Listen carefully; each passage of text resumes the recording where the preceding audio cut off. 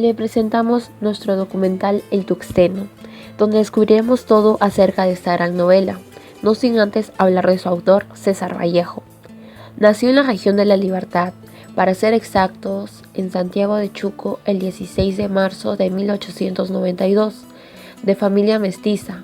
Fue el menor de 11 hermanos. Completó secundaria en la ciudad de Huamachuco en 1908 y obtuvo su bachillerato de letras en la Universidad de Trujillo en 1916, escribiendo 2 años más tarde su primer libro de poesía, Los Heraldos Negros, impreso en 1918. Circula en 1919 uno de los más representativos ejemplos del posmodernismo. En 1920 regresa a su pueblo natal, donde debido a unos problemas es encarcelado. Esta experiencia tendrá una crítica y permanente influencia en su vida y obra. Se refleja de modo muy directo en varios poemas de su siguiente libro, Trilce, 1922. Un año después parte para París, donde permanecerá con algunos viajes a la Unión Soviética, España y otros países europeos hasta el fin de sus días. Murió en París el 15 de abril de 1938. Sus restos reposan en el cementerio de Montparnasse. Resumen de la obra El Tuxteno de César Vallejo. En el capítulo 1, los hechos suceden en el asiento minero de Quivilca.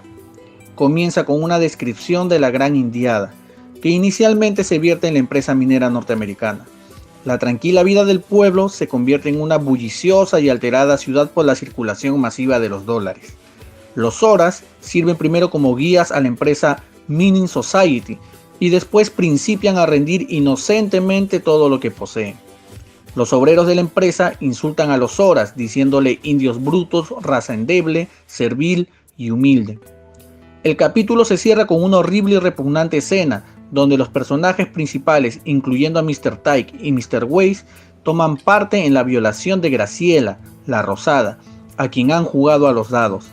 Entran en turno por orden de jerarquía social y económica. En el capítulo 2, los hermanos Marino, José y Mateo, quienes se enriquecieron como agentes al servicio de la empresa Mining Society, son aliados de su prefecto en la pesquisa de conscriptos para el ejército, así como de los trabajadores para la empresa. La captura de 2 indios, Isidro Yepes y Braulio, es interrumpida por los comentarios del narrador acerca de la población indígena que vive afuera del Estado peruano y fuera de la vida nacional. El juez limeño, el comerciante José Marino, el cura Velarde y el subprefecto Luna ilustran la inhumanidad indescriptible, que se refleja también en la crueldad de los gendarmes y en la insensibilidad de sus vecinos del Colca. El intrépido Servando Huanca tiene la inmensa valentía de protestar contra la injusticia. Una breve sublevación de los indios se produce, pero es sofocada cruelmente. La pequeña burguesía del Colca acusa a los indios de derramamiento de sangre. En el tercer y último capítulo de la novela se dedica a discusiones políticas entre Servando Huanca y el agrimensor Leonidas Benítez. El herrero Huanca vaticina una revolución mundial en la que todos los injustos explotadores serán vencidos y los indios de todas partes del mundo serán liberados. Aunque Leonidas Benítez se aferra desde un comienzo a su creencia, son los intelectuales los que deberían gobernar. Y por último, Benítez está muy convencido de que los intelectuales deberían servir a la clase trabajadora obrera bajo las órdenes de esta. Análisis crítico de la novela El Tuxteno. El Tuxteno es una novela que refleja la postura antiimperialista del autor. Es una novela que apoya al proletariado e incentiva a rebelarse contra los abusos. Nos trae mucha reflexión y nos da una visión del sufrimiento del oprimido, narrando el abuso desde su perspectiva. Nos enseña también cómo era la organización social en ese momento. Incluso hasta el día de hoy, algunas costumbres se conservan, mayoritariamente en nuestra sierra. La estructura narrativa me pareció muy envolvente, partiendo desde los aspectos básicos humanos. Los propietarios de la mina, sus trabajadores, los hermanos Marino, los Horas y las paradojas entre los protagonistas. El desenlace de esta novela nos trae consideración, observación, reflexión y toma de acciones para combatir el abuso. Antecedentes que inspiraron a César Vallejo a escribir El Tungsteno. César Vallejo fue un poeta que corregía mucho sus textos. Casi nunca estuvo satisfecho con lo que hacía. En el año 1930 es expulsado de Francia debido a su identificado espíritu comunista. Se instala en Madrid, donde es testigo del nacimiento de la Segunda República Española. En esta situación inicia la redacción de su novela de corte proletario llamada El Tungsteno, que tuvo influencia fundamentalmente en el desarrollo de la narrativa indigenista en el Perú. La novela pertenecería, sin atenuantes, a la literatura de propaganda y agitación de inspiración comunista. Esta obra fue escrita de un solo trecho en 3 semanas, en febrero de 1931, motivado porque la editorial Zenit Madrid, que le había aceptado la propuesta de escribir una novela proletaria. En el caso del Tungsteno existe en Vallejo un evidente propósito social, la denuncia del imperialismo norteamericano mediante la expoliación de los indígenas y los abusos contra los obreros en las minas. Pensamiento político de César Vallejo. Recibe influencias del marxismo a partir de 1928, con el primero de 3 viajes que realizó a Rusia y que le sirven como base para haber hecho realidad su ideal. Para nuestro poeta, el marxismo era el camino para alcanzar la igualdad en el aspecto filosófico, político, social y económico. Vallejo aclara que no es revolucionario por teorías aprendidas, sino por su experiencia vivida. No era radical ni dictatorial, seguía el marxismo y creyó hasta su muerte que ese era el sendero para que el hombre alcance su identidad, su ideal de trabajo, su fuerza en sociedad, sus ideas y la unión. También estaba en contra del militarismo y a las guerras. Cree en el pacifismo del Estado proletario. Decía que la justicia ha de alcanzarse a partir de evoluciones y revoluciones sociales.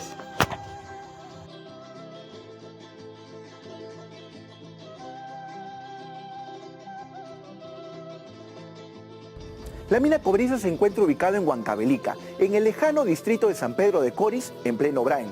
Una de las fosas de relave colapsó y generó un tremendo forado. Según la OEFA, 37.000 metros cúbicos de relave cayeron directamente al río. Esto es como si hubiesen arrojado 425.000 barriles repletos de relave directamente al Mantaro. Una tremenda contaminación ambiental. Son desechos tóxicos que están conformados de diferentes componentes, rocas molidas, como parte del procesamiento, también agua, minerales que no tienen mucho valor comercial, que en algunos casos tratan de ser recuperados, pero también metales pesados. 67.000 metros cúbicos de relave terminaron afectando la tierra y el río Mantaro. Nuestras plantas negro está lleno de relave, todo, nuestro palta, limón, naranja, chirimoya, todo. ¿No crece ya nada de eso acá? Ajá, nada. Todo negro está, nuestro granadilla, todo. Entonces queremos otra empresa que venga y siquiera para que nos ayude en esa manera. Eso queremos. ¿Cómo está creciendo esto? Ahí está viendo cómo está por la contaminación del mineral, cómo hasta nuestras plantas están negro, y igualmente cuando vamos a la chacra, la misma cosa, vamos a ver la palta, la mandarina, todo tipo de fruta que tenemos. Así que se acuerden de nosotros, donde vivimos, nuestras carreteras, no tenemos ni siquiera una posta bien implementada, no tenemos una losa deportiva. El gobierno se ha olvidado de toda la zona de Huancavelica, siendo extrema pobreza. Queremos que se acuerde, queremos que de una vez se venda la mina por separados. ¿De qué están hartos en Machaguay?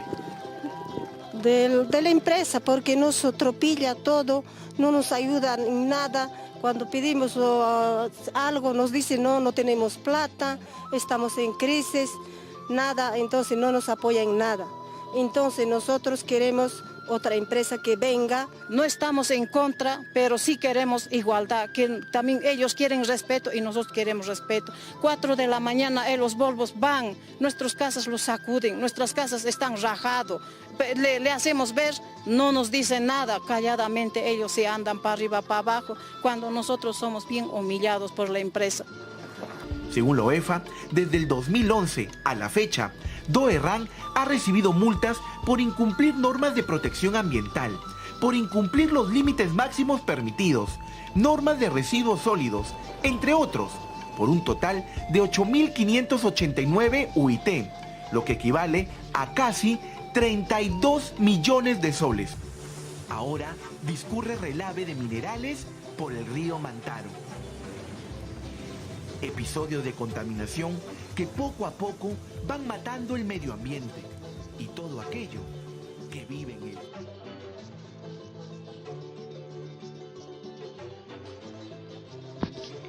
Esta novela emblematiza el concepto de obra literaria de Taine, la naturaleza que le inspira en la agricultura, relegada y abandonada al incorporar la minería como actividad económica nacional y convertir al campesino en minero, desarraigándolo de su familia y su chacra. La otra faz de la naturaleza está en la mina, como tierra depredada y saqueada.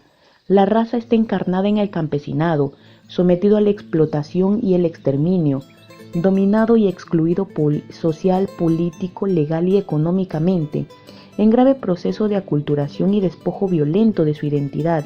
El momento histórico conformado por el gobierno de un Estado ausente y extraño a esa masa campesina popular, Estado con un régimen jurídico para una república que no es de ella ni para ella, con derechos que nunca se aplican a su favor, Estado complaciente con la empresa minera que los explota y somete, más allá de los efectos directos e inmediatos entre Estado y masa popular campesina. En el escenario de la República Oficial hay violencia política, movimientos laborales, agitación universitaria, prédica intelectual con orientación política e ideológica, líderes y discursos antiimperialistas, además como oleaje continental.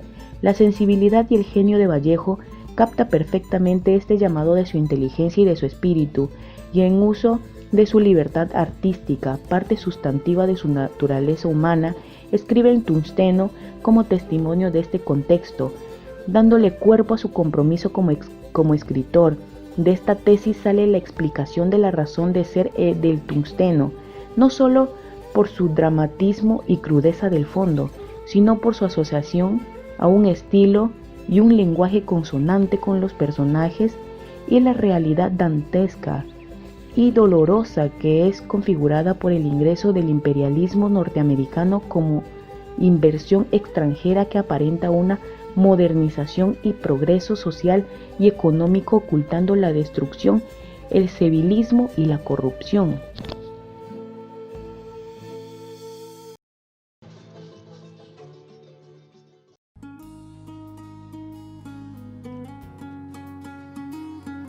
A lo largo de la historia del Perú, nuestro pueblo ha sido víctima de opresión y explotación. La novela del Tungsteno nos hace reflexionar sobre la importancia de no dejar que silencien nuestra voz de protesta ante las injusticias sociales, rebelarnos ante los abusos y tomar la decisión de luchar contra las injusticias de empresas o gobernantes que solo buscan el beneficio propio sin importarle el daño que ocasionan.